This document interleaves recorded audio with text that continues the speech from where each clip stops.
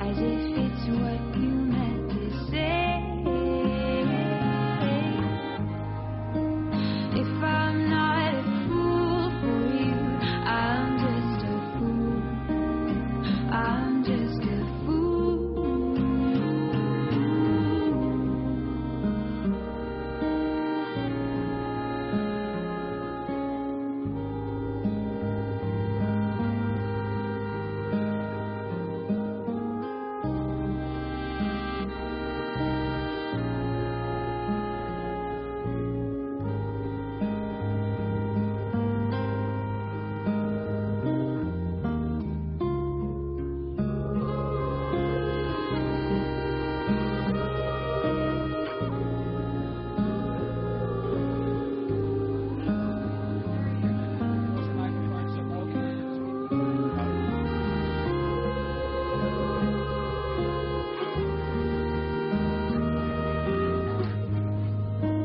You don't have to lie, but you do it anyway. Your name's Alex As Jones. if it's what you meant to say.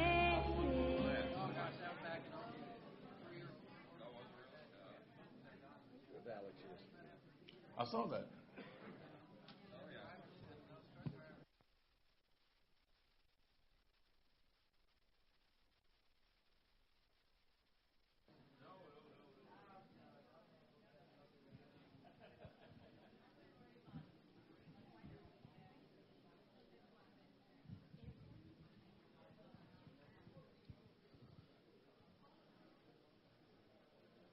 Welcome back. Welcome back. How is everybody? Yeah? Are you excited to hear Jim Mars? Now, first interview I ever did about 6 years ago, Jim Mars was gracious enough to grant me that interview. And so we heard Dr. Farrell this morning mention Nurgle. We have the real Nurgle, or Mars, here. Author and journalist and co-screenwriter, Jim Mars.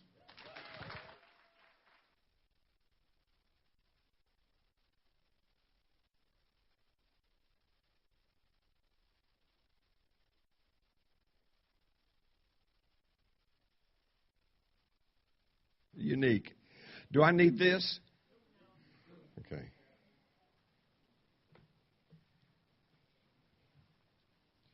Okay. Thank you, Jim Mars, better known as Obi-Wan Can Know Nothing.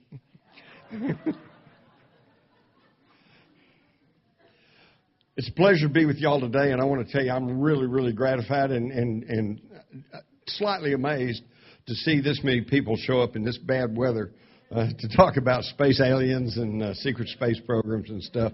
So I tip my hat to each and every one of you, and I honor you for taking time out of your busy schedules and tearing yourself away from that idiot box and, actually coming out and trying to learn something about what's really going on in the world. When I was invited to come and speak here, I thought, what am I going to speak on? I said, number one, some of you folks probably know about as much or more about secret space program as I do.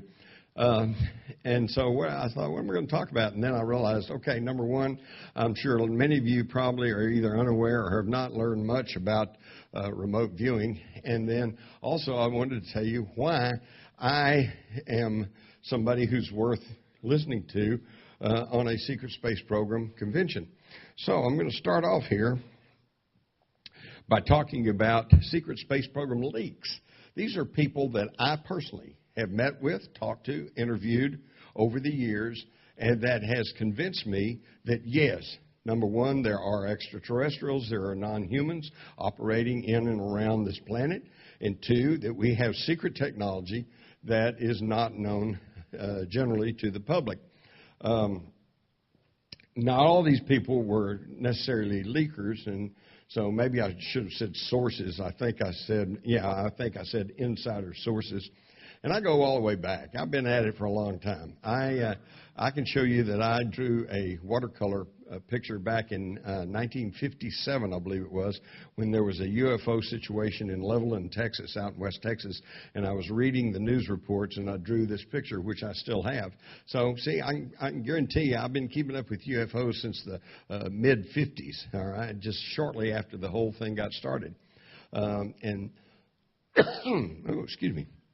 In the course of my journalistic career, I have had a chance to interview some pretty credible people like Dr. Edward Teller, grandfather of the H-bomb, who, by the way, when asked about ozone holes, said, well, perhaps it'd be a good idea to put pulverized gold in the upper atmosphere and spray the upper atmosphere with these heavy metals to plug up the ozone holes.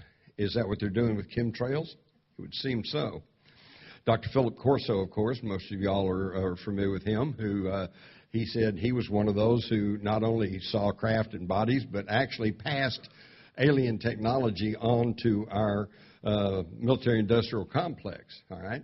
And here's the way this works. And it's really easy, and it's also easy to see how that it's easy to deny this. For example, he told about receiving lenses off of aliens that enabled night vision. He took one of these lenses one time, and he met for just 1 hour, one time, with a fellow in a big university who was studying night vision, and he showed him the lens. And the guy looked at it, saw what it was made out of, how it was configured, and went, whoa. He said, what I love, he said, where'd you get this? And Corso, under orders, he says, France. And it sounds like a Conehead joke, but that was the deal. They got it in France, okay? One time, 1 hour, he's met the guy. The guy saw this and put him on the way, and now this fella is now accredited with developing night vision. And I don't want to take anything away from him because he really did. He worked hard on it before. He worked on it after. But you see how that just one little thing can put someone off on the trail to new technology. J. Allen Hynek. I met and interviewed J. Allen Hynek after he had had his conversion. Those of you who know about Dr. Hynek know that he started off as a government stooge trying to tell everybody that there was no such things as UFOs. In fact, he got in big trouble up in Michigan when a UFO was seen around this college. And J. Allen Hynek got up and said, well, what they saw was swamp gas. All right, and boy, he got hammered for that. In fact, Gerald Ford, who was their representative at the time, was so incensed because so many people called and screamed at him about that he said he was going to set up a congressional panel to study impartially and in depth the situation of UFOs. He never did it, but he got named president, so he got his reward, didn't he? Master Sergeant Bob Dean, I'm sure a lot of you know Bob Dean, what a great guy he is. He was the highest ranking NCO in NATO, and as such was able to read some of their briefing stuff, which talked about spacecraft, talked about aliens. Okay, so see, these people are not science fiction writers, and they're not conspiracy theorists. Dr. Bruce Maccabee, very well incredible photographer, analyst, okay? And then, of course, Joseph Blumrich, who worked for NASA and wrote the book, The Gods of Ezekiel. I interviewed him. And his idea was he started off as a NASA official who was totally opposed to the idea of UFOs and aliens coming here and all like that. And so when he heard that somebody, it was probably von Daniken, who pointed out that the account in the Old Testament of Ezekiel and the fiery wheels certainly sounded like he was observing some sort of airborne craft. So Blumrich says, okay, I'll point out how stupid that is. So he went back and meticulously studied the subject and sketched up the way it was described in the Bible, and lo and behold, he did a 180. He came back and he says, this sounds like a landing craft, So those are the people that I've talked to personally. Others include my friend Dave Hodges, and I don't know if you all listen to him. He sometimes goes out on a limb, but his heart's in the right place. His claim to fame is that his father worked very closely with the paperclip Nazi scientist. And he says that some of the scientific breakthroughs that these Nazi scientists got, that they were quite open in saying that they were of extraterrestrial origin. Now, that, of course, comes into play about, well, wait a minute, what did the Nazis get? Well, we know the Nazis at the end of World War II had some extremely exotic and futuristic technologies. The A-10 three-stage rocket, the V-1 rocket, the V-2 rocket, the Nazi Bell, which was an energy manipulation device. It's really incredible. You can read a lot of that in my book, Rise of the Fourth Reich, which unfortunately I don't think I have a copy here, but you can still get them at a bookstore or on my website. Dave Hodges says there is the Newtonian science that our children are taught and which underlies our primitive technology. And there is the hyperdimensional physics technology that the elite control. It is the technology that the Black Ops military space program utilizes to explore the solar system. Okay? So now these are coming from, these are not conspiracy theorists and they're not science fiction writers. And speaking of our paperclip, this is very, very important to understand how the space program came into being, because we all know that Dornberger and Werner von Braun and these guys were top Nazi rocket scientists, and after the war we brought them over here and rolled them into our military-industrial complex, and they were the very beginning of our space program. In fact, those of you who are my age or older, you remember the old newsreel showing those V-2 rockets going up. In fact, and when I was a kid, one of my favorite shows on TV was Rod Brown of the Rocket Rangers, and every time they went off in a rocket, it was a V-2, basically, okay? So look how far we've come. Well, they also, by the way, brought in their mind control experts, and this is why that the American public today is being drugged down and dumbed down and manipulated unmercifully by the media and by the politicians who have learned through these mind control techniques how to manipulate large bodies of people. But what happened there at the time the Nazi scientists came over here was that an almost equal number went into Russia. And what we now know is that they were in secret contact with each other. And I think this was by design, because the people who actually are manipulating world events, and we're talking about the bankers of Wall Street and of the City of London, who funded Hitler, created the Third Reich, and then got fearful because they were afraid that the Nazis were going to take over the world and that Germany would then control the world economy. And they didn't want that. Winston Churchill, even during the war, wrote, he said the current war is not against the National Socialism, which is Nazis. He says it is against the economic power of the German people, and it must be destroyed. I don't care if a Jesuit priest is in charge. So they weren't really after Hitler, and they weren't really after the Nazis. In fact, they created National Socialism as a bloc in Europe against the spread of communism, which they also created. But it got out of hand. Once Lenin died and Stalin took over, then he was an ironclad dictator, and then he also allowed the creation of the Internationale, okay? Workers of the world unite. Well, that scared the pants off of the Western bankers and corporate owners and everything, so they said it's got to be stopped. So they created National Socialism in Germany. All right, as a bloc. And the only real difference between the Nazis and the communists, the socialist game plan was the same in both instances. The only difference is that the Russians were trying to take communism worldwide, and the Nazis were pretty much content to leave it as within the national boundaries, saying Germany is on top and we'll run everything. So this leadership, this global elite that were creating all this, and then Hitler, of course, got out of hand. They had to band up all their resources in 26 nations to go and stop Hitler, which they did. It's known as World War II. So after the war, though, they really got interested in space flight, and they didn't want the Russians to dominate space. They didn't want the United States to dominate space. They wanted to dominate space. So they kept the whole thing compartmentalized.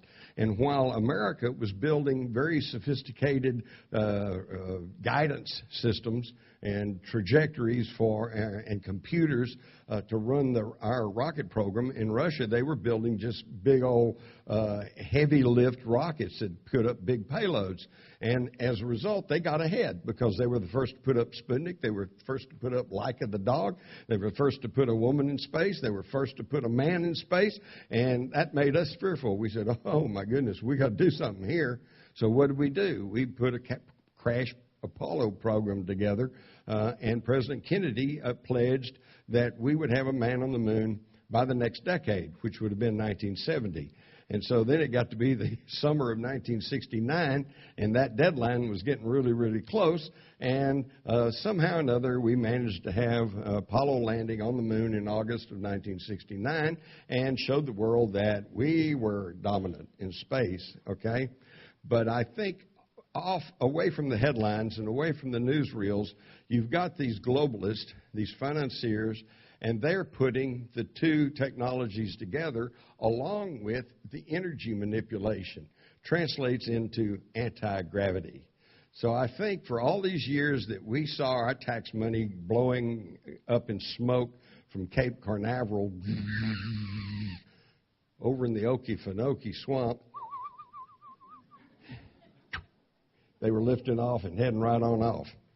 This was the secret space program. Now, do I really believe in that? And yes, I do. And this, again, comes back to people I have known and spoken to and interviewed and got to know personally. One of them is Bill Pollock. He was a computer and keyless entry specialist. So they came to him when they wanted an entranceway that nobody could get into.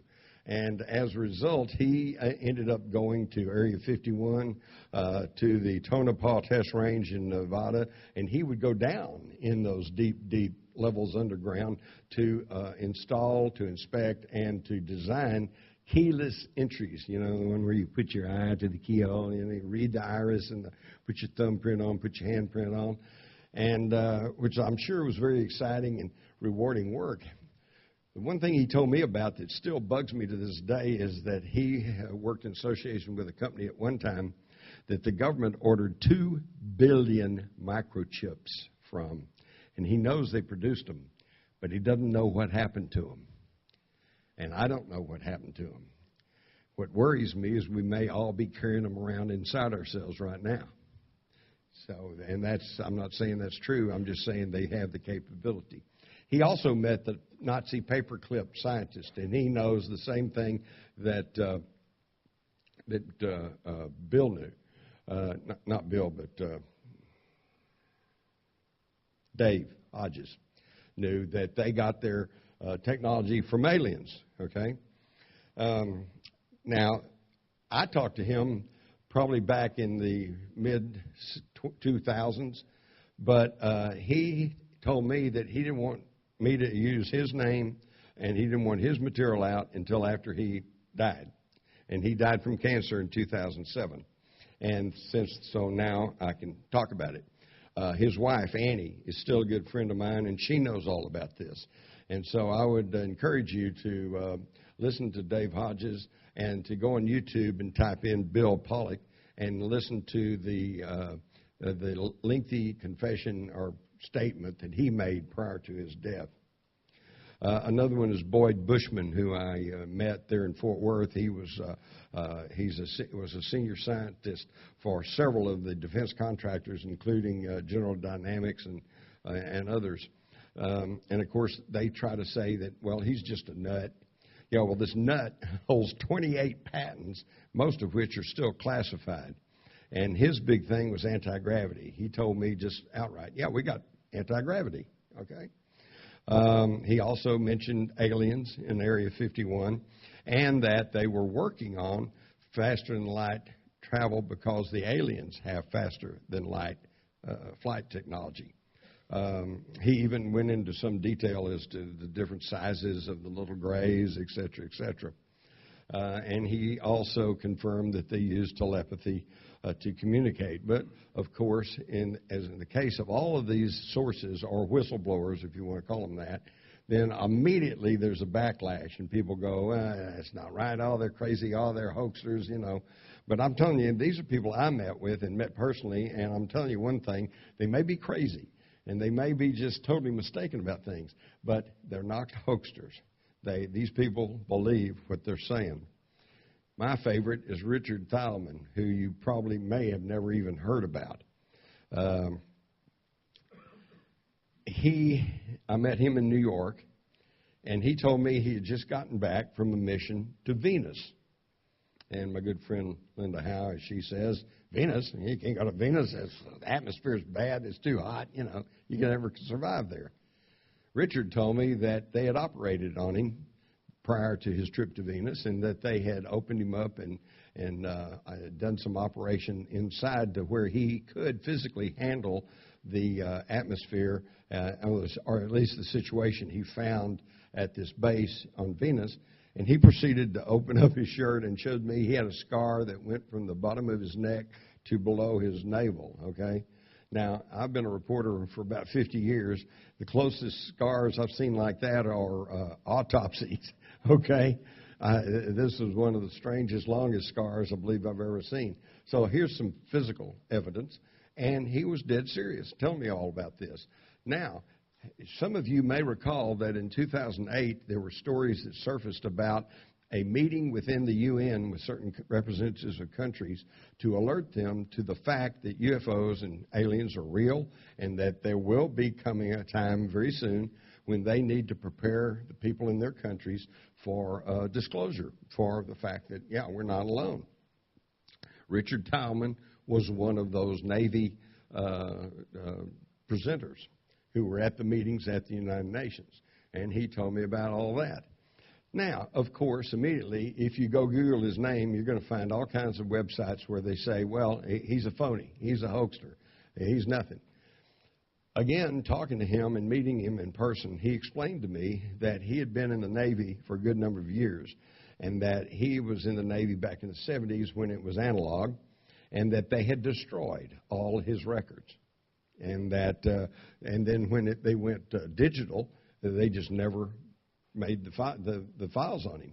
So yes, it's true. You're not going to find any files on him, just like you're not probably going to find any files on Boyd Bushman, or some of these other people. When you're sheep dipped, you're sheep dipped. Okay. And some of you may think, what do you mean by sheep dip? That is a term they use for somebody who is in the military, who they decide they want to use as an asset doing something outside the military. So they either have a formal retirement, or they kick them out of the service, sometimes with a good record, sometimes with a bad record. But then they separate technically and officially any service, and yet they continue to work for the military and report back. And Richard Thalman is one of those. Here we see in the white uniform with this rank of medals he's got. I cropped this picture down, but he was there with his wife. Okay, now there are some, to show how they go, there's some sites that say his ex-wife, they're divorced now, that she says, oh, he was never in the Navy. Okay, well, that's just what the debunker wants to hear. So that gets spread all over the place. According to Richard and other people who have really studied this case, she was primed to say that. She promised him she would say that. He said, if anybody asks, I was not in the Navy, because he's sheep dipped. He's out of there. Now, to me, the crowning point of Richard Thalman, who, by the way, has now gone into hiding because he just caught so much crap, if you pardon the expression, was the fact that he appeared at Navy League and Navy Order meetings in his uniform with this whole rank of medals. And when it came up and the debunkers started claiming that he was never in the Navy, he never had these medals, well, that brought up the question of stolen valor. This is what they call it when somebody claims to have some military medal of honor of some sort, and it's all a hoax and a fake. And by the way, these are criminal acts and are strongly punished under federal laws. So some of the people, including the head of some of these Navy organizations, said, well, we don't want somebody like that in there. And they actually got hold of the FBI. FBI came, and they took him in, closed session, talked to him a while, then talked to some of his so-called superiors, and they went away. No charges filed. Nothing ever said since. In fact, I've talked with people who accompanied Richard to classified installations, high-security installations, Okay, this tells me that he's the real article. So, yes, we've been to space. Just a few other people, by the way, that confirmed these United Nations meetings were Mr. Karim, the president of the UN General Assembly, and a French auditor named Gilles Laurent. And, of course, you all have heard, I'm sure, of Catherine Austin Fitts. I understand you're going to be hearing from her in person tomorrow. You might ask her about this. But way back, I think even before the news came out about the 2008 meetings at the United Nations, she was publicly stating that she had met with a group of high-level people in the military, including the Undersecretary of the Navy. And by the way, it's the Navy that keeps coming up, right? Let me tell you where they've thrown us off the track some. If you go back and study the Air Force, which is everybody turns to the Air Force when it comes to UFOs, but the Air Force didn't even come into being until 1947, right? So they weren't even there early on. And before that, who was in charge of unconventional aircraft and the study of exotic technology? The Navy, okay? So this is one reason why everybody files Freedom of Information Acts against the Air Force, going, tell us everything you know about UFOs. And the Air Force says, well, we don't know that much, and it's probably the truth, okay? In fact, you go. Here's what's interesting to me. I have some documents signed by George Marshall, the Chief of Staff of Franklin Roosevelt, talking about the great Los Angeles air raid of 1942. If you don't know anything about that, y'all look into it. It's a really fascinating story. Something happened in the skies over Los Angeles. People died. Anti-aircraft ordnance was expended. It went on for hours. And then later we were told nationwide that by the Secretary of War that it was just a matter of nerves, just nervousness. You know, they were shooting at nothing.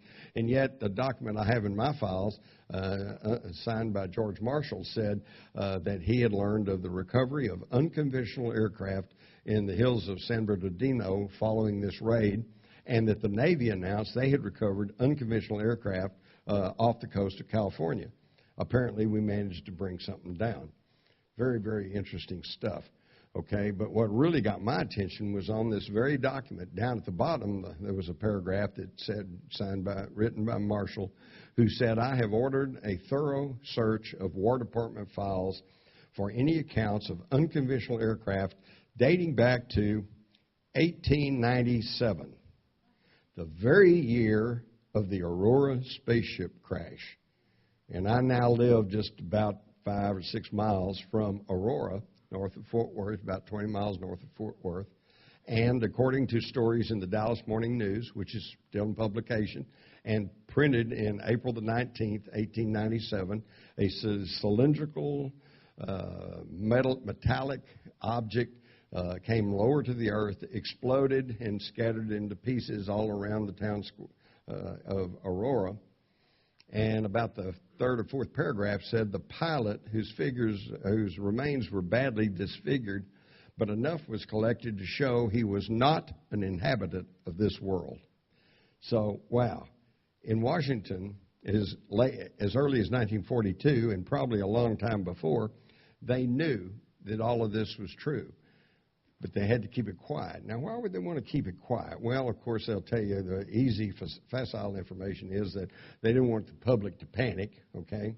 And there may be something to that because we all know the story of what happened in 1937, 38, when they did the War of the Worlds broadcast, okay, by Orson Welles. And what happened there simply was that they went nationwide with the broadcast, and it sounded like at the very beginning of it, they made it very clear that this was a Halloween production and that they were dramatizing H.G. Wells' novel, science fiction novel, War of the Worlds.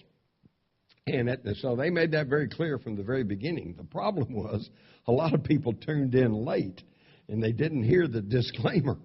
All they heard was, we interrupt this program to bring you news bulletin from New Jersey. These cylinders have fallen. Oh, my God, they're opening. And, oh, my God, these monsters are coming out. Oh, my God, they're eating everybody. And they're setting the countryside on fire, you know.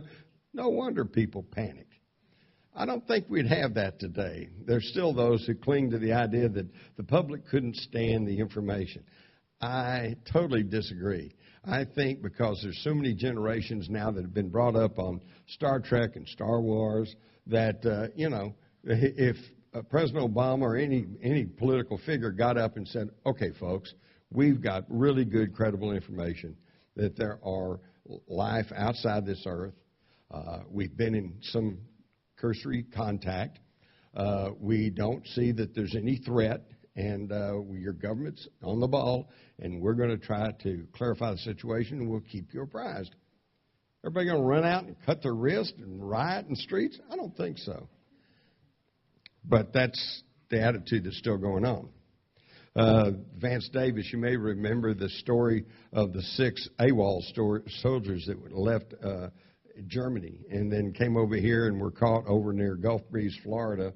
And they, too, were confirming the alien visitation and that humans are being genetically manipulated by aliens. So you've got all these people, but, of course, any one of them you care to look at, there will be the debunkers, the detractors, and they'll say, well, they're nuts, they're crazy. And that, my friends, is the nature of the cover-up. It's just like the Kennedy assassination, just like 9/11, just like space aliens. It's not the classic cover-up in the sense that you can't get to the information. It's the cover-up by obfuscation, okay? They throw out so many red herrings and straw men and claims and counterclaims that the average guy goes, man, whoa, that's enough. I don't want to hear any more about it. It overloads my brain. And this is what they're counting on. And again, this is why I honor you folks for coming here and actually talking seriously about these matters. Just to show you that I'm not sure what this means, but I found it very interesting. This is Army General Keith Alexander, who used to be head of the INSCOM, Intelligence Security Command. And he set up his Information Dominance Center to look like the bridge of the Starship Enterprise. Whoa. Now, is he just a true Trekkie? Or does he know something that we don't know? All right. Now, this comes back, and I'm going to quickly run through this about remote viewing aliens. All right. And, of course, first I have to explain for some of you. In fact, well, I can't really see that well, so I'm going to assume that there's some of you who probably are not even sure what remote viewing is. So let me point out that this goes back to the early 70s when there was a book published here, and it was quite successful, called Psychic Discoveries Behind the Iron Curtain. And the authors pointed out that the Soviets were making headway in experimentation with psychic ability. Okay? Now, in the halls of the Pentagon, the old cigar-chomping general said, well, that's a bunch of BS. Bah, that's not real. But, hey, if the commies are doing it, we got to do it, too. We can't let them get ahead. So we had a psychic race along with the arms race. And so the CIA got involved, and they started funding some experiments on psychic viewing, and they showed promise. They finally brought in SRI, Stanford Research Institute. This is Russell Targ on the left and Hal Puthoff, both of whom I've met and spoken to. And they began to work and experiment with this remote viewing, and they found, much to their surprise, that it actually works.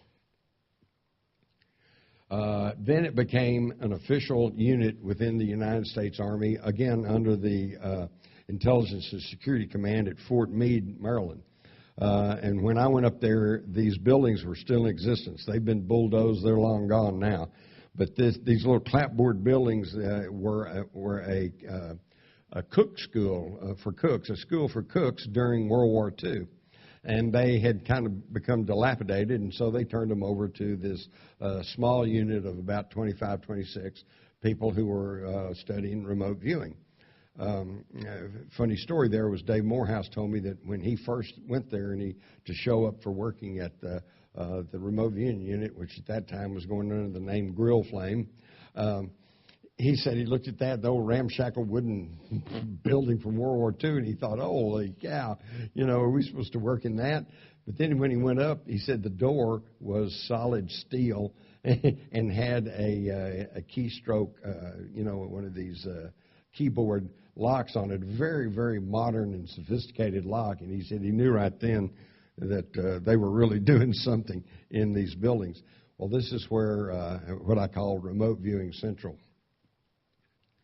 I'm not going to go through all this, but for you who want to study, it was really interesting how that they developed remote viewing. What I do want to tell you is just two quick things, miraculous things. One of the things they found was that each and every one of us has this ability, okay? Every one. They never tested anyone who did not have any ability at all to do this remote viewing. But, of course, saying that we all have the ability to do remote viewing would be like me pointing to each of you and say you have the ability to play Mozart on the piano, okay? We all do, but I guarantee you some of you are going to beat me by a mile playing Mozart on the piano. But let's think about it. And I feel confident in saying if I took piano lessons and if I practiced day after day after day, after a while, yes, I could play Mozart on the piano. So, yes, we all have the ability. Some naturally a little better than others, and some who have to work at it harder. The second thing they found, which is truly wild, is that this remote viewing is not limited by time or space. They can look back in time. They can look forward in time. But I've got to mention here, because I think this is, to me, is quite hopeful. When the remote viewers go back in time, everything's there. They can look at everything. There's the buildings, here's the people, here's this, that, and the other thing. The one thing they have trouble with is dates, because the only way they can't really read numbers. And there's a reason for that, because numbers are a human affectation. You know, that's just something we have in our head. In other words, if I've got an apple here and I've got an apple there, that's the reality. When I say there are two apples, that number two is just a construction that I've come up with. So they have a hard time with numbers. So if they try to date something in the past, they have to go by what the people look like, what they're wearing, what the vehicles look like, if there are any vehicles, et cetera, et cetera.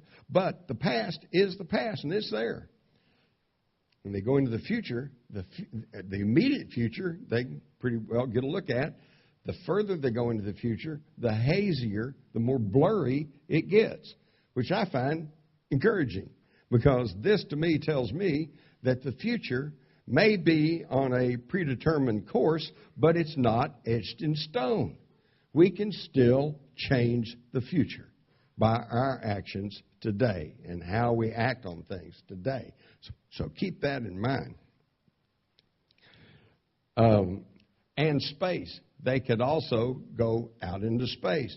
This was proven back in the 70s when Ingo Swann and another fellow did a remote viewing session of Jupiter. And they came back and said, well, there's these mountains, high mountains, and there's this and that. And they were sketching this stuff up. And they said, by the way, Jupiter has a little ring around it. You know, kind of like like Jupiter. And I think I got confused here. They were remote viewing Saturn, okay? And they said they got a ring around it like Jupiter. And they said it's got high mountains, and they got clouds, and they got all this. And they were giving all these details and a magnetic field. And, of course, the scientists at the time, they didn't know. They said, well, that's just somebody speculating. We don't know about that. But then about 10 years later, they sent Voyager out there, and Voyager went to Jupiter and photographed, studied, sent back data, and lo and behold, everything that Ingo Swann and this fellow had said turned out to be 100% true. Again, more evidence that remote viewing is real. Now, the government doesn't want you to know this, so they've tried to poo-poo it. They try to act like there's nothing much to it. They even put out this movie, The Men Who Stare at Goats, where they took a few of the more extreme examples of the things they were doing to try to see what would work and then make it look like it was all a big joke, but it's not. The unit went through different changes: Grill Flame, Center Lane, Eagle Claw, Dragoon, Absorb, Sunstreak, and, of course, Stargate. These were some of the primary and best of the Army's remote viewers, and I've met and talked to every single one of them. Ingo Swann was quite a character. And they told me about how that there was this war in the ether. All right? How many of y'all have seen the Warner Brothers cartoon where the sheepdog and the wolf go to work together, and it's good morning, Fred, good morning, Ed. You know, they get ching and they chip in, and then they chase each other around doing their stuff. That was kind of the impression I got about the war in the ether. Early on, they would encounter their counterparts from the Soviet Union in their psychic journeys, and they go, uh-oh, the enemy. But after a while, they realized that they weren't in their physical form, and neither were the extrasensors, which is what they called them in Russia. And so there wasn't anything they could actually do to each other. So you finally got to be, oh, hey, how are you? Okay, hi, as they passed in the psychic world. And they saw all kinds of wild stuff. One of the things they saw was what they called a buckyball, named after Buckminster Fuller because it was multifaceted. And they saw these objects up in orbit around the Earth. And they said that every time a space mission went up and it was carrying a communication satellite or something non-threatening, that nothing happened. They go up, satellites would go in orbit. That's why we have all these communication satellites up there. They said, but interestingly enough, on a few occasions when the military would say, there's going to be a launch next week, but we can't say anything about it as a classified mission, okay? And maybe they're trying to put weapons up in space. Maybe they're trying to put some kind of military hardware up there. One of these buckyballs would drop down and knock it out. And I can't tell you how many times working as a newsman that I kept my eye on a story about a launch, and they'd come back and go, gee, we lost it. What do you mean you lost it? You went up, you got radar, you got everything else. What do you mean you lost it? Well, they lost it. And again, as what they call in remote viewing, the way you know whether it's true or not is when you get feedback. And you find out, is there anything to that? So interestingly enough, here in 1994, we got space news, not exactly a conspiratorial rag. And we've got Air Force Colonel Frank Sterling talking about the loss of Titan IV. And they said, the first paragraph said, the explosion of Titan IV rocket appears to be linked to a solid rocket motor segment that was repaired several years ago, blah, blah. But in a strange twist, Sterling said he had also been told that the Air Force video of the launch shows an unidentified object apparently striking the Titan at an altitude of 110,000 feet shortly before the rocket blew up. Is this confirmation of a buckyball or whatever? And this brings us to a current thing here. You might remember the Chelyabinsk meteor that exploded over Russia here just a few months back. And that was a tremendous thing. And it didn't hit the Earth. It exploded. Okay? Now, wait a minute. And now, as you can see in these bottom clips of cell phone and video footage, something appears to come out and strike this meteor before it can hit the Earth and cause, can you imagine what kind of damage a meteor that size would have caused? That would have been fairly close to the one that hit the Gulf of Mexico and may have obliterated the dinosaurs. So are we still being looked at? Is this the secret space program, defending us? Is this the UFOs trying to take care of us? Was this a missile, or maybe it was a buckyball? Another interesting thing with the remote viewers came from Pat Price, who was a former police officer and who turned out to be one of the best remote viewers they had. And early on, he showed up for work one day and said, hey, I was doing a remote viewing session at home, and I found 4 alien bases on the Earth, He said one of them's inside Mount Perdido in the Pyrenees, one in Mount Irigani in Zimbabwe, Mount Zeal in Alaska, and under Mount Hayes in Alaska. And, of course, the people there just kind of looked at him funny and said, well, that's interesting. How do they know? How do we know if this is true or not? So some time went on, and after the grill flame unit got to operating pretty smoothly, Captain Skip Atwater was put in charge of their training, and he told me that one day he decided he wanted to give them a really strange and exotic target. So he dug out the files about the 4 alien bases, and by coordinate number, in other words, you don't tell somebody what you want to go look at. If I tell you to go remote view the Eiffel Tower, you can sit right down and draw me a picture of the Eiffel Tower because you know what it looks like. That's not remote viewing. So to know that the remote viewing is actually happening, if I want you to remote view the Eiffel Tower, I have to give you just a coordinate number, 24896742. Okay? That's meaningless number, except in my mind, I understand that that connects to the Eiffel Tower that I want you to look at. And since Einstein's unified field theory and what we're more and more coming to understand, that the entire universe is just a big old frothy bunch of energy bubbling around, when I make that connection from that coordinate to the Eiffel Tower, that goes off as a thought wave, thought energy, okay? And if you're sensitive enough, you'll pick up on it. And when I give you that coordinate number, your mind will go, oh, that's the Eiffel Tower, and it'll take you to the Eiffel Tower. And then you begin to self-interrogate yourself, and you go, well, is it man-made or natural? Well, it's man-made. Is it big or small? It's big. Is it in Europe or North America? It's in Europe. Is it in a big city? Yes. Are the people around? Yes. Is it very hard? Yes. And you just keep going until you go, oh, it must be the Eiffel Tower. That's how the remote viewing works. And when you get 2 or 3 or 4 or 5 or 10 remote viewers going after the same target, then you get variations in what they see. But if you synthesize it, you can generally take that to the bank. So Atwater took all the remote viewers and gave them a coordinate for these 4 bases. And what did they do? They came back and confirmed 4 bases, the very ones that Pat Price had talked about. Absolutely amazing. What's amazing to me is that since we have this information, how come some of our sneaky Pete military people hadn't gone to these bases to find out what's going on there? I'm not sure they haven't, but we never hear about that. Okay, another example is in August of 1995 when we sent the Mars Observer. And it was supposed to be, they had a lot of hoorah about that because it was supposed to go into orbit around Mars and photograph all these things like the face on Mars and all like that up very close, you know. Well, it was going into orbit around Mars, and again they said, gee, we lost it. So at that time, I was in close contact with all these military remote viewers, so I got in touch with them. I said, what happened to the Mars Observer? And they said the same thing that happened to the Phobos 2, which was a Russian ship that went to Mars. And in both cases, the remote viewers said that as these objects, we're going to take the Mars Observer, as it approached and was going into orbit around Mars, a cylindrical saucer-shaped object rose off the surface of Mars, went out, and then scanned it with electromagnetic energy.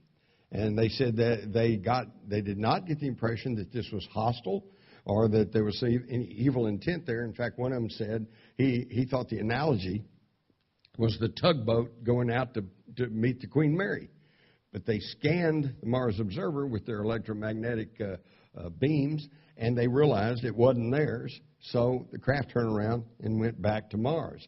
But in doing so, when they scanned it, this scrambled the onboard computers of the Mars Observer. They lost control of it, and it fell into the atmosphere and was destroyed going down to Mars. Now, here we see the drawing that one of the remote viewers made, the landing gear, I believe, of the Mars Observer, and this little object down here. They said this was the object that came off the surface of Mars. And here's a blow-up of it. So you can see it's not really circular. I don't know. It kind of looks like Illinois or some irregular shape. Okay, well, now that's odd enough. That's a strange story. Was there any feedback? And yes, there was. In 1980, in recent years, Soviet cosmonaut Marina Popovich came to the United States, visited, and in one news conference held up what she said was the last photograph taken from their Phobos 2 before they lost contact with that. And I would submit to you, you can see for yourself the similarity between the object that Phobos 2 photographed and the object that the remote viewers drew. Another one that we looked at by remote viewing was the Aztec, New Mexico crash of March 25th, 1948. That's been reported, talked about down through the years. In fact, it appeared in a story by Frank Scully as far back as 1950. And they gave a whole account of this ship coming down. But did it happen or did it not? Oops, there went our photograph. Sorry, Linda, that was the photograph of you and me and Stan Freeman, all of us at Aztec. But just take my word for it, we were there. This is what happens when you take a PC program and put it on a Mac. But so, of course, they said, well, it never happened. All right. Well, we got some remote viewers together, 11 remote viewers led by their former training officer, Lynn Buchanan, who's a good friend of mine, good friend of Linda's, and is quite a good remote viewer. And they took a look to see what had actually happened. And they saw a large object low to the ground, went to the ground. It was for transportation. It was silvery gray, black color. People observing the vehicle were interested and curious to see about it. There were biologicals who were disabled or hurt, blah, blah, blah. And so they confirmed that all this happened. So one of them even drew this building, said it's cube-like, campus-like environment, structure, a multi-story building, a path going around it. And one of them said, this is one of these government buildings that you hope you never go to. You may not come out alive. Okay? So what we found out was the reason that even people in New Mexico today, in and around Aztec, will tell you it never happened was because, unlike Roswell, where they called in people from all over and then flew stuff to Fort Worth and then flew it to Wright-Patterson, and there's a lot of witnesses to say, yeah, something was going on. When Aztec occurred, they had learned their lesson, so they brought troops down from Colorado because Aztecs is almost on the border with Colorado, and nobody was called up from New Mexico to go up there and deal with this, so they can truthfully say today, we didn't hear anything about this, we didn't do anything. They brought everybody down from Colorado, and they scooped up everything, and they took it back. And reportedly, and according to the remote viewers, there were actually some live aliens involved, and they took them to this building, and they said they had hoped to make allies so they could gain technology, but due to the mental control these beings could exercise, they could not be kept secure, and the ship was dismantled, and the aliens were officially and formally executed. Maybe that explains why they don't land. Here's some drawings at the top that are made by some of the remote viewers of just various type of UFOs that they've encountered. And then below are a couple of shots I picked up. These are actual NASA photographs of objects flying around the moon, near the moon. So don't let anybody tell you this is all nonsense. In fact, one of the remote viewers, it might have been Lynn Buchanan, who told me, he said there's so many craft parked out in the atmosphere, in orbit around the Earth, that it looks like a parking lot.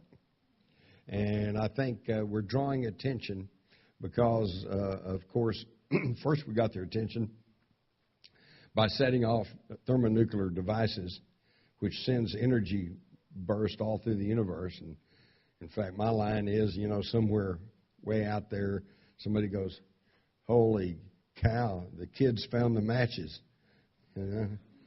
So they want to come here and find out what we're doing, and they want to see. They probably don't care a great deal if we blow ourselves up. They just want to make sure that we don't cause damage to them and other parts of the universe. They also, of course, the remote viewers saw these standard type aliens, the short gray, the tall gray, the Nordic types, the reptilians, and the insect types, okay? And let me point out here that while these people were trained and operating as U.S. Army intelligence officers, they were never, ever officially tasked to go look at UFOs or to look at aliens, all right? Because their authorities didn't even believe all this stuff anyway, and they certainly didn't want them talking about that or getting them there.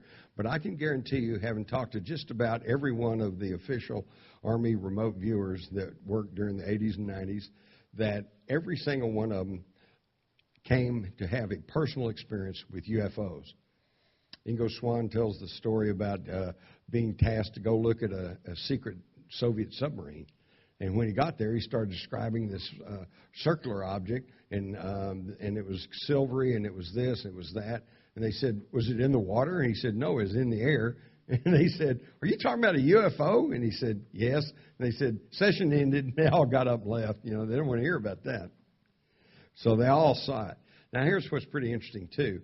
Mel Riley and Ed Dames and Dave Morehouse and some of these guys that were there in the unit at the time and were talking privately amongst themselves on the fact that, they'd all seen these UFOs, and they're flying around in our atmosphere, et cetera, et cetera.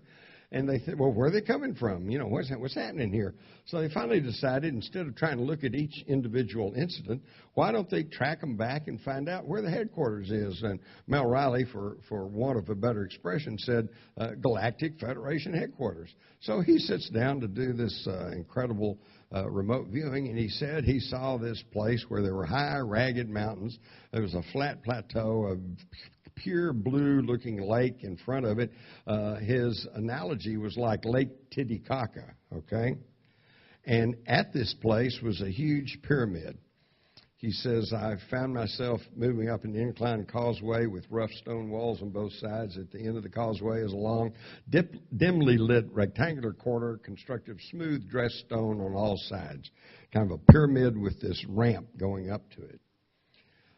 He said there's an entrance to a beautiful white pyramid-type structure on a rocky-like promontory, and there were these two, I guess you'd call them obelisks, on either side of this doorway. And when he went in, he said there was this cathedral-looking, domed-type center piece, and on it was this almost like a dais or an altar, and he said he felt like it was familiar, like he'd been there, like he didn't feel strange or hesitant or anxious about this at all. In fact, he went and laid down on this altar, and he said, this is his words, at the end of this inclined corridor is a large room with a very high vaulted seating. There's large polished stone platform in his room like an altar. There are white-robed entities in a semicircular to one side. Their attention seems to be focused on the platform. The room is dimly lit. There's a feeling of something sacred, holy, almost religious about this place. He said it seemed familiar, like as I've been there before.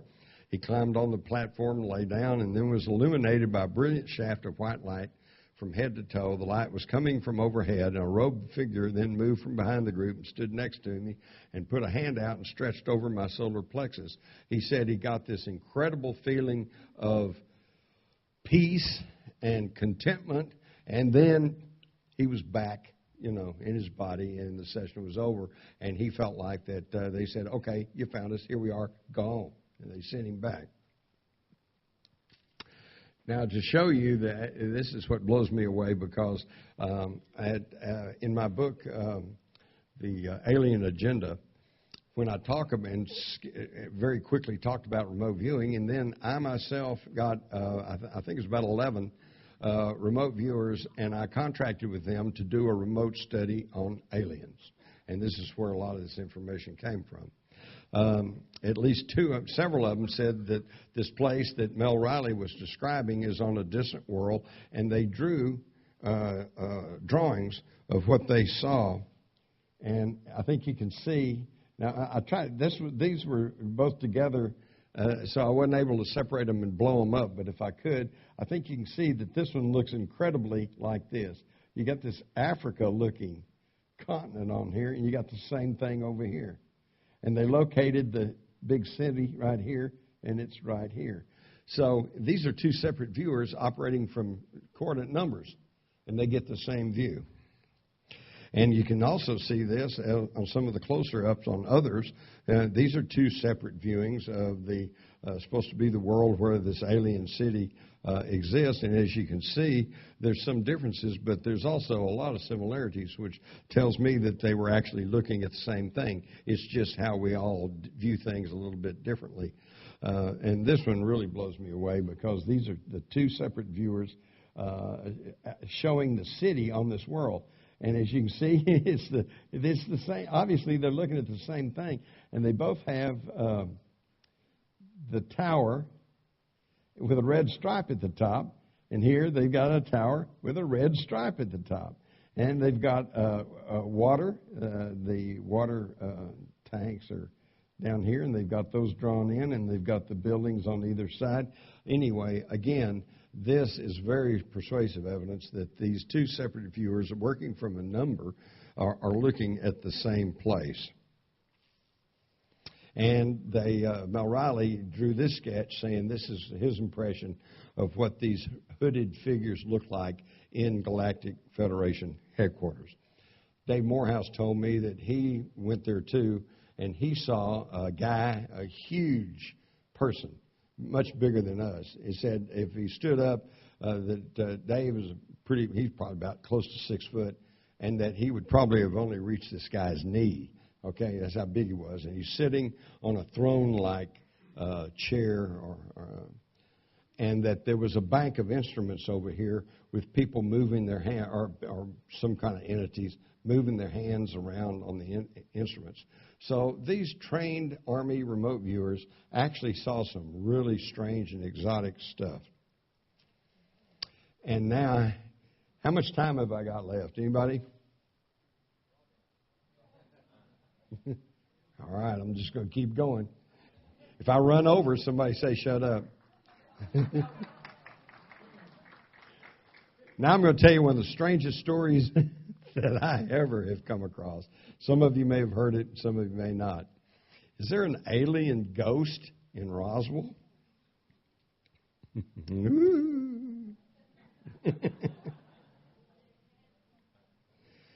Okay, we all know the story of Roswell. On July the 4th, 1947, an object crashed north of Roswell, New Mexico. Army units quickly cordoned off the area and cleaned up a massive debris field. This was the 509th. I'm doing all right. Okay, good. I got time for the alien ghost story. So we also know that at that time it was Roswell Army Airfield, and it was the headquarters of the 509th Bomb Group, which was the only military unit in the United States at that time to have nuclear weapons. And I think that's really important. Okay, and then according to the story, they recovered the crash saucer, they recovered a lot of debris, and they recovered 2 or more aliens, possibly one dead, 2 alive, okay? And they took them to, according to the legend, to the Army Airfield Hospital, where they operated on them. And the accounts vary. Some say they were trying to save them. Some say they were trying to dissect them. But anyway, the story is that live aliens were taken to the Army Air Force Hospital there at Roswell. And I did speak to the local mortician who said he was there working at the funeral home that day, and that he got a call from the base and wanted to know if he could supply 3 child-sized coffins. Okay, so again, more evidence that there really was something going on at Roswell, but I don't think I'm telling you all anything you don't already know. Okay, then with 1947, the Army Air Corps became the U.S. Air Force, and in the early 50s, they came at the same location where this Army Air field was, and they built Walker Air Force Base. And Walker Air Force Base was in use until about 1967, when it was phased out. And at that time, they took the base hospital and renamed it the New Mexico Rehabilitation Center. Now, this is now run by the state, and it is a facility for the rehabilitation and treatment of indigent patients. Okay, if you can't afford to go to the doctor or whatever, you can come here. So back in the mid-2000s, I happened to be in New Mexico doing some filming on a documentary which had nothing to do with UFOs or aliens, but we needed an old 50s or early 60s looking hospital, and so I found myself here at this New Mexico Rehabilitation Center. And I was speaking with the assistant director, a very delightful lady. In fact, at this time, this was before Roswell really got the UFO fever. You know, now you go there and it's UFOs here, and there's UFOs on the roofs, UFOs on the lampposts. They're everywhere. Back then in New Mexico, it was a little bitty town, and they really didn't even want to talk about UFOs. Okay, but being a little town, they were just, polite, nice, friendly.